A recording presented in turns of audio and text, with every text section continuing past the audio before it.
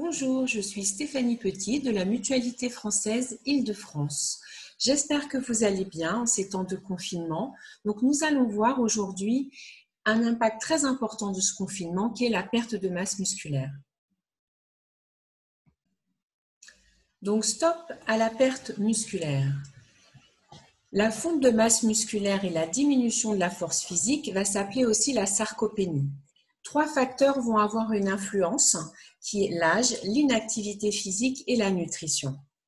L'âge, lorsqu'on devient senior, en effet, naturellement, on va avoir une perte de masse musculaire. Mais aujourd'hui, avec le confinement, tout le monde peut être concerné à tout âge.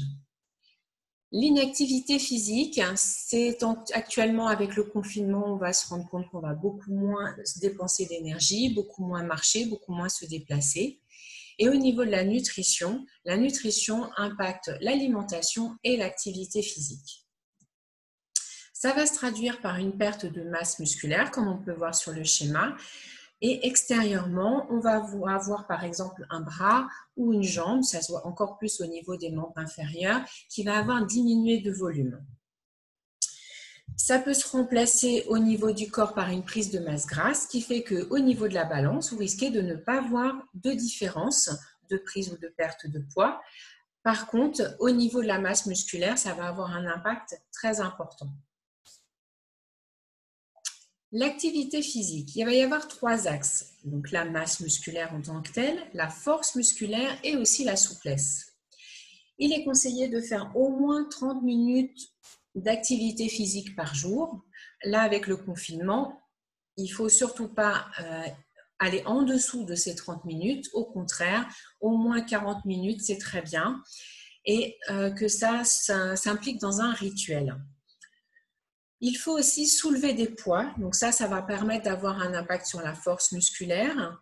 Donc, par exemple, 500 grammes à 1 kg. Vous voyez, en fonction de vos capacités, surtout on ne va pas au-delà. Et donc, au moins 2 fois par semaine. Et par exemple, des choses très, très simples, vous pouvez tout à fait prendre, par exemple, des petites bouteilles d'eau que justement vous pouvez remplir comme vous voulez.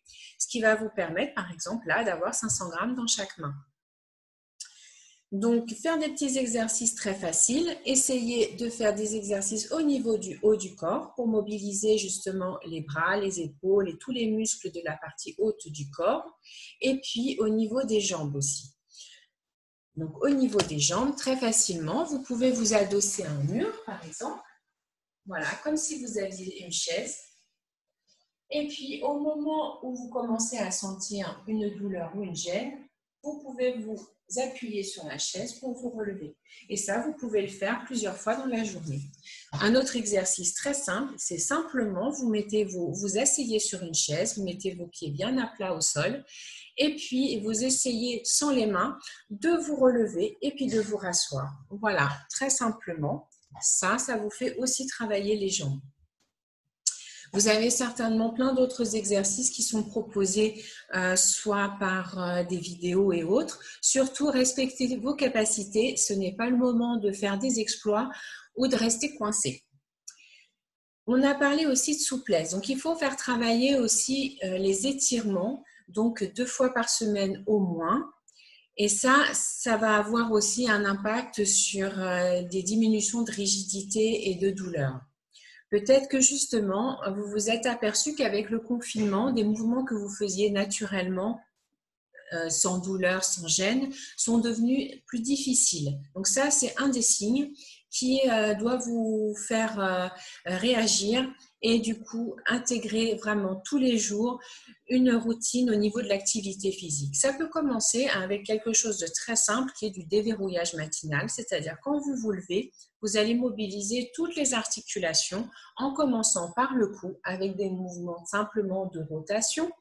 Voilà, en haut, en bas, et puis ensuite vous allez faire les épaules, les coudes, les poignets, et pareil au niveau de la colonne vertébrale, le bassin, les genoux, les chevilles et les pieds. Voilà, ça permet d'avoir un réveil musculaire de l'ensemble du corps, un réveil articulaire plutôt, et puis ensuite, vous pouvez commencer à faire vos 30 minutes que vous pouvez morceler au cours de la journée. Essayez de faire une activité donc, qui va engager la force musculaire et vous étirer.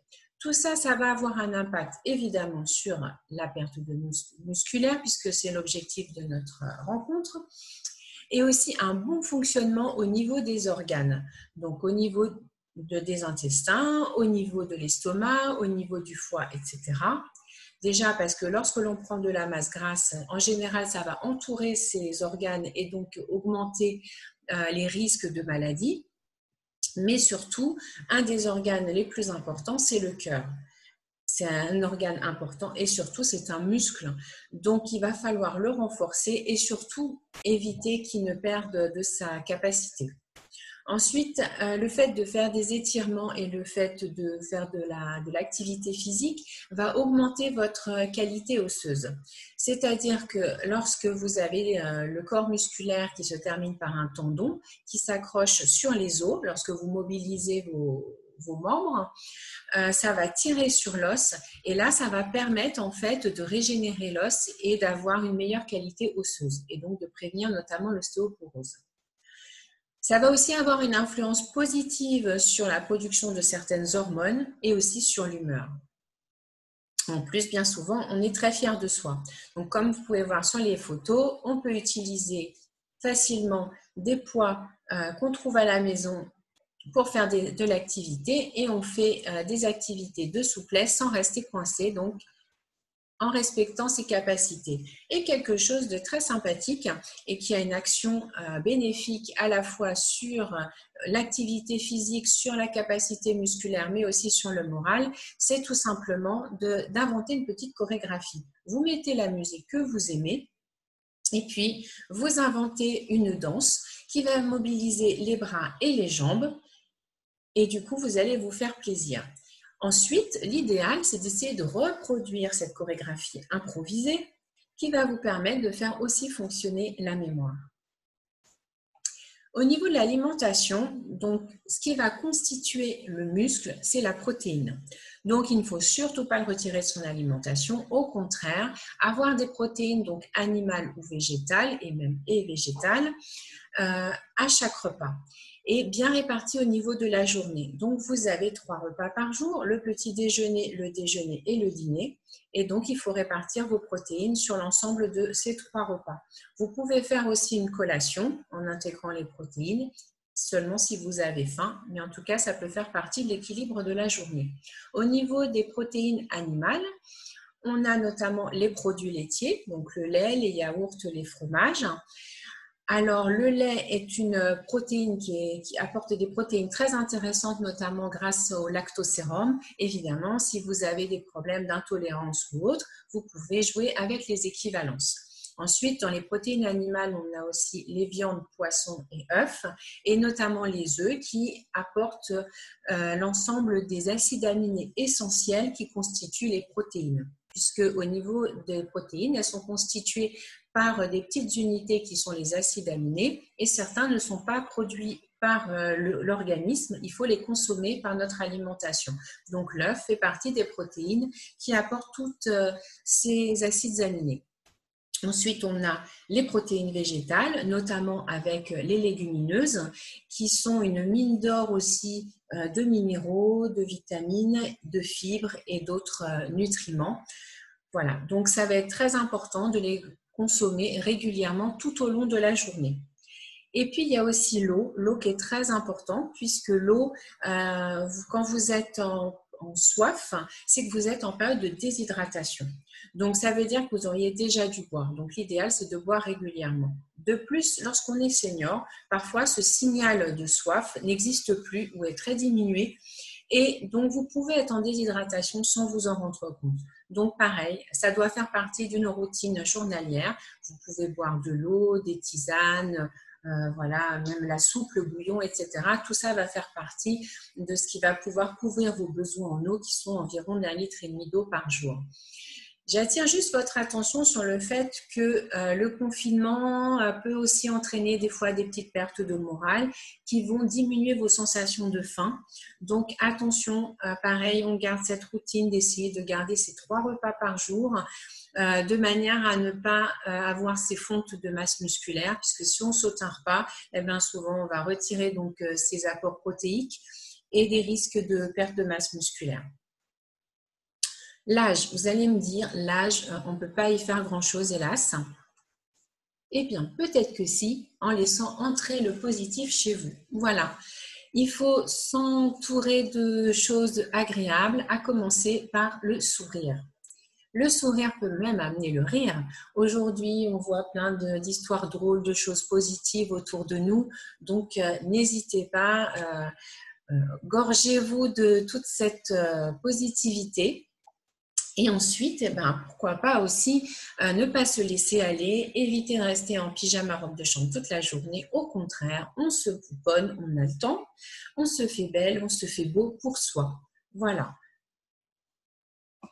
Ensuite, on peut en profiter pour se faire des soins. Pourquoi pas se mettre des masques sur le visage, se maquiller, se coiffer, se tailler la barbe. Voilà, en tout cas, on prend soin de soi. Ça fait du bien.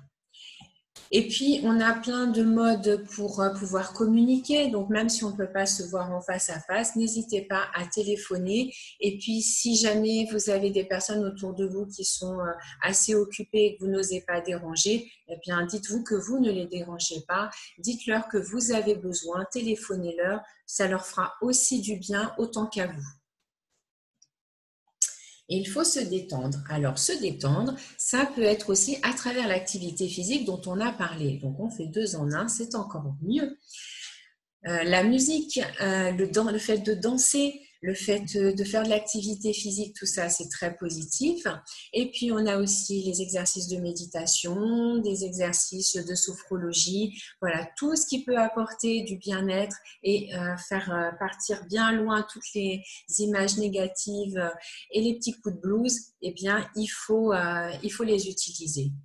Et puis, je suis sûre que vous avez plein de petites astuces ou de choses personnelles qui vous apportent du positif et qui vous permettent donc d'aller bien.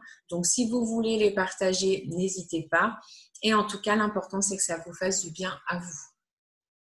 Donc, en conclusion, pour éviter la perte de masse musculaire, il va falloir prendre soin de soi, se chouchouter, bouger régulièrement, porter des masses, voilà, comme ces petites bouteilles, faire des étirements régulièrement, manger des protéines à chaque repas régulièrement, et puis aussi boire de l'eau. Et ça permettra d'avoir un maintien de la masse musculaire et aussi de la force musculaire. Ce qui implique que vous allez garder votre autonomie. Car l'objectif, c'est bien ça, c'est que tout ce que vous pouviez faire avant ce confinement, vous puissiez continuer à le faire après.